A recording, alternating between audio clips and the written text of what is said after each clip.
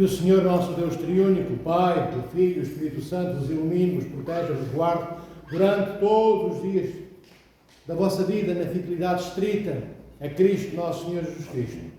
A Cristo nosso Senhor e Deus.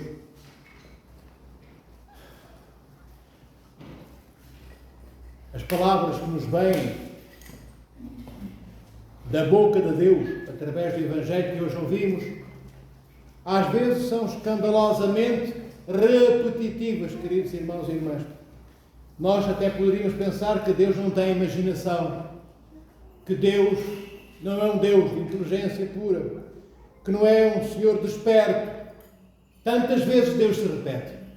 Mas Deus repete-se não é porque não tenha memória do que anuncia através da boca dos profetas, não é porque não tenha memória através do que transmite pela tradição santa da Igreja, não é porque Deus não tenha noção das quantas vezes se repetiu, foi redundante, disso mesmo. Deus tem a noção perfeita de todos estes momentos e terão sido ao longo de toda a criação bilhões as vezes em que o Senhor nosso Deus, este amoroso Criador que se derrete em amor por nós, se repetiu. E no Evangelho de hoje vemos aquilo que poderia parecer-nos uma repetição. Esta história, não é? Do rico, nós já a conhecemos. É esta história, conhecemos muito bem, e há outras similares. Mas Deus repete-se, é verdade. Repete-se porque nós temos ouvidos de pedra, corações de aço. Nem no nosso corpo cabeludo a chuva primaveril penetra facilmente. Nós somos, tantas vezes, duros de alma e de coração, quase sempre indisponíveis, outras tantas vezes ausentes, distraídos quase sempre. Senão Deus não teria que se repetir tantas e tantas e tantas vezes. Voltando ao Evangelho de hoje, vemos o quê? Bem, vemos um rico que até era um homem sério. Ele chega junto de nosso Senhor Jesus Cristo, ele que era muito rico, e diz: bom mestre. E Cristo, se cada um de vós reparou no Evangelho, o Senhor repara, perdoai-me a redundância, e chama a atenção ao rico: porque é que me chamas de bom? Bom é só Deus. Porque é que Cristo faz isto?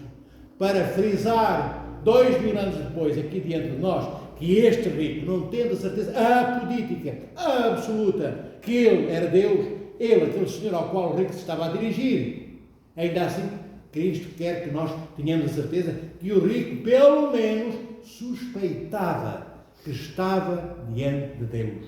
Senão não teria dirigido, usado aquela palavra bom mestre. Não se podia usar este termo bom, a não ser para Deus. O rico usa esse termo porque ele acredita em parte que está diante de Deus. E pergunta-lhe o que é que pode fazer. Para quê? Para ir para o reino dos céus, para ser perfeito, para ser salvo. E Cristo diz aquilo que disse ao rico, aquilo que diz a todos nós: cumpre os mandamentos, isto é, não mates, não roubes, não maltrates os teus irmãos, não jures falso testemunho, enfim, tudo aquilo que os mandamentos nos dizem. E o rico diz ao Senhor nosso Deus: Senhor, mas isso, mestre, isso eu já faço. Mas o rico não disse com arrogância, do género: Senhor, então, não sabes que eu já faço? Não sabes que eu sou muito bom? Não é nesse sentido que o rico diz: eu já cumpro. Ele diz com verdade, tanto que o Senhor diz, nosso Senhor Jesus Cristo diz que ele não mente, é verdade. Ele cumpria, ele era cumpridor. Mas ele deveria ter ficado calado, amados irmãos, e às vezes como nós, muitas vezes, se a nossa disponibilidade ainda está magra de amor, não nos aventuremos a subir ao pináculo do templo para dizer que estamos disponíveis para tudo, que somos perfeitos ou quase isso. Foi o que o rico fez. Senhor, eu já sou perfeito, eu já cumpro os mandamentos todos. Bem, e o que é que Cristo lhe diz? Aquilo que nos diz muitas vezes a nós. Então vai, vende tudo o que tu tens, dá tudo aos pobres e vem, segue-me, isto é, vem comigo, distribui tudo o que é teu, dá a outros e depois segue-me. Bem, e o que é que o Evangelho nos diz? Que uma grande tristeza se abateu sobre o rico, como tantas vezes, queridos irmãos e irmãs, eu diria quase sempre. Essa mesma tristeza que caiu, que nem um Everest, que se abateu sobre o rico, é aquela tristeza, aquela melancolia sórdida que cai sobre nós quando Deus nos pede alguma coisa. E Deus pede como? Vem bater Cristo à nossa porta, na sua natureza humana. Antes assim fosse, teríamos o privilégio de poder tocar o Senhor e abraçá-lo e beijar-lhe a mão e levar um beijo seu, caso o Senhor permitisse, certamente permitiria. Mas não, queridos irmãos e irmãs, o Senhor não vem, na maioria das vezes, na sua natureza humana ter connosco. Ele vem na natureza humana dos seus irmãos, que somos nós, elas e eu, mulheres e homens. Não é na sua natureza, naquela dele, que ele tem, simultaneamente com a outra que ele também possui, que é a sua natureza divina. Mas o Senhor abdica de se apresentar como protagonista, ele próprio, ele mesmo, segunda pessoa da Santíssima Trindade, Verbo de Deus encarnado no seio de Maria, e pega a natureza, não a sua, mas a natureza daqueles que ele ama. Ele pega na natureza de cada um dos nossos irmãos e irmãs e apresenta seu próprio Cristo nas necessidades de cada irmã e de cada irmão que nos pedem ajuda. É aí, no rosto de cada irmã e de cada irmão que nos pedem ajuda, que está Cristo, dizendo ao rico: vende tudo o que tens e vem após mim e segue-me. É isso que nos é pedido pela boca, pela natureza humana de cada um dos nossos irmãos, onde Cristo está, porque é neles, em cada uma de vós e em cada um de vós e nós, que Deus delega a sua presença, tornando-se presente Ele também. Digo delega, não que Ele esteja ausente, delega no sentido de se fazer apresentar, não com o rosto dele, da fisionomia, da natureza humana do próprio Cristo, mas abdicando da sua, Ele põe-nos adiante dele próprio, pegando em cada um de nós, irmãos e irmãs, para sermos o outro Cristo, igual a este Cristo, que é o nosso Salvador. E vem às nossas portas ou não vem? Vem ou não vem, queridos irmãos e irmãs? Tantos irmãos esfomeados, às vezes famintos não só de sopa e de pão, mas famintos de amor, famintos de encontrarem um ouvido em nós, disponível para os ouvir, e nós temos mais coisas para fazer, até nem temos, inventamos, mentimos às vezes, porque vamos dormir uma sexta e outra tarde, mas achamos que os problemas daquele nosso irmão ou irmã são problemas ridiculamente menores, absurdamente desinteressantes para os meus ouvidos. E então não temos disponibilidade nem para dar, nem para ouvir, nem para acompanhar, nem para olhar o rosto do irmão, nem sequer para um abraço qualquer. Eu não tenho tempo para nada. Nós só temos tempo, queridos irmãos e irmãs. Este só não quer ser também excessivo. Só temos tempo. Temos alguns pequeninos hiatos de tempo minúsculo em que nós, enfim, nos doamos aos outros. Mas são tão pequeninos esses tempos e são tão feitos na escuridão da noite, sem luz, que os outros irmãos nossos nem veem que nós estamos disponíveis. Entendem, filhos? Isto que eu vos estou a dizer, não o entendais como mais uma daquelas coisas de um metropolita, à altura de fazer a homilia, tem que dizer umas palavras, e hoje as palavras foram estas. Foram estas porque é para serem estas hoje. Mas é para o nosso bem, queridos irmãos. As homilias existem para pegar o Evangelho no que está escondido. Porquê escondido? Porque Deus não revelou tudo. Sim, o Senhor revelou plenamente tudo. Mas é necessário depois que nós estejamos disponíveis para que aquele Espírito Santo que desceu sobre a igreja no Pentecostes, mostrando no cosmos criado a igreja visivelmente presente, estejamos disponíveis para que o Espírito Santo possa tornar ativo dentro de nós, ativo em nós, não de fora, mas por dentro. E então nós entendemos tudo. Mas como nós, como eu comecei por dizer, não estamos disponíveis para aquele Cristo que se apresenta não na natureza humana dele próprio, mas na natureza humana do seu corpo, que é a igreja. Torna-se presente no corpo, no seu corpo, que é a igreja, quando se torna presente, como eu disse há pouco, na pessoa de cada um dos nossos irmãos e irmãs. Nós somos o corpo de Cristo, do qual ele é a cabeça. Entendem? Então, como nós não estamos disponíveis, como eu disse há pouco, para ouvir, para dar, para escutar, para ir ao encontro dos nossos irmãos, também não estamos disponíveis para que o Espírito Santo habite em nós. Então, não percebemos nada do que é dito no Evangelho. A homilia serve para trazer até àqueles dentre nós que estão cansados, que não perceberam, que não ouviram, que não entenderam as palavras escondidas que o Espírito Santo nos quis revelar e às quais nós fizemos ouvidos de mercador, tapámos os ouvidos. Nós tapamos os nossos ouvidos, nós fechamos a porta do nosso coração, nós trancamos os nossos olhos, fazendo com que as pálpebras se desçam e para que não vejamos nada. Porque temos a esperança que os nossos irmãos, olhando para nós e vendo-nos com os olhos fechados, não os possamos ver. E nós temos esperança que eles, vendo-nos com as nossas pálpebras descidas, possam ir embora sem nada nos pedir. Não façamos isso. Corramos atrás de um irmão que passou e não nos viu. E nós, sabendo que ele precisa de nós, vamos lá, abanar a roupa, puxar o braço. Irmão, não me viste que estou aqui? Um pão na minha mão para ti. A minha casa disponível para hoje passares a noite, porque eu sei que dormes na rua. E são exemplos, queridos irmãos, entre milhões de tantas coisas que o Senhor nos pede. O rico de hoje tinha um tesouro que não estava no reino dos céus, estava nos seus celeiros, estava nas suas propriedades, estava nas suas moedas, muitas, milhares de moedas de ouro, hoje iríamos nas contas bancárias recheadas. O tesouro dele estava ali. E era um homem que até cumpria. Não era mau de todo, como diz o povo, mas preferiu o tesouro na terra do que o tesouro que Cristo lhe promete. Cristo não diz, vai, vende tudo o que tens e terás vem após mim, segue-me e tens um tesouro à tua espera no reino dos céus. Vede o que nós fazemos. É o que este rico fez. Nós acreditamos lá que o reino dos céus existe.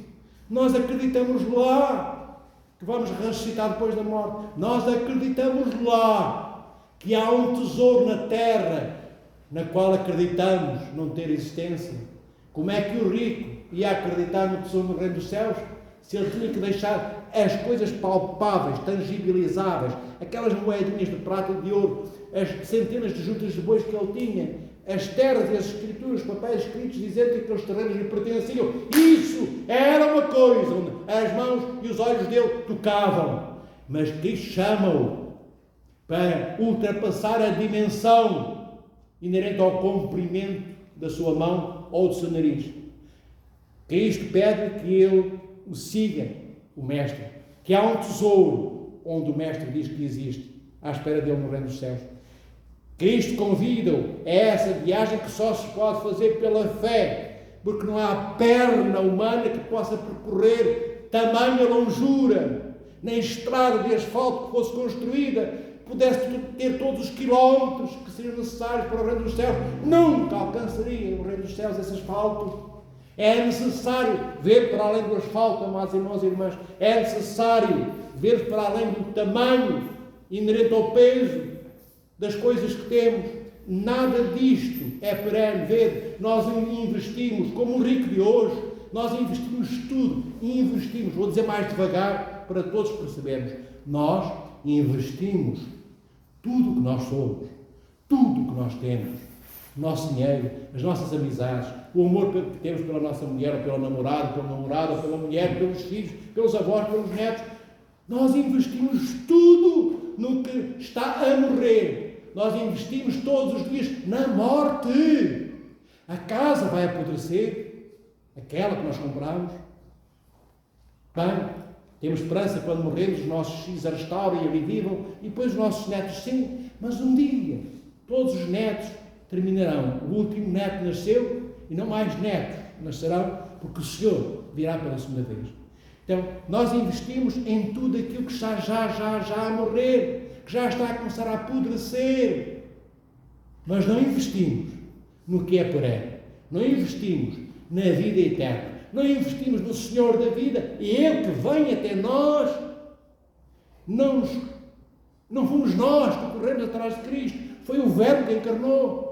Não fomos nós que pedimos, não fomos nós que pedimos para sermos criados, foi Deus triúnico na sua bondade incomensurável que nos criou, mas criou não para que nós vivêssemos enxovalhadamente humilhados, não para que fôssemos apenas constatantes que somos fruto para a morte engolir. Não, o Senhor deu-nos o seu próprio Filho, que engoliu a morte, que de lá nos anunciou e apresentou a fonte da água viva, que eternamente é a vida de Cristo em nós e que nos dá a imortalidade. O Senhor investiu tudo para nós não sermos transitórios. Cristo investiu tudo para que nós não estejamos a prazo. Cristo investiu tudo para que nós sejamos o que Ele é. Na comunhão perfeita que Ele tem com o Pai, com o Espírito Santo, o Senhor, nosso Deus Salvador Jesus Cristo, investiu tudo para que nós, comungando o seu corpo e o seu sangue, possamos comungar com este Deus triúnico, com o Pai, com o Filho e com o Espírito Santo. Para que sejamos o que Ele é. O que é que Ele é? Ele é santo, santo, santo. Ele é o todo perfeito. Ele é a plenitude de todas as plenitudes possíveis, para além do que fosse possível imaginar que uma plenitude fosse. O Senhor é imortal.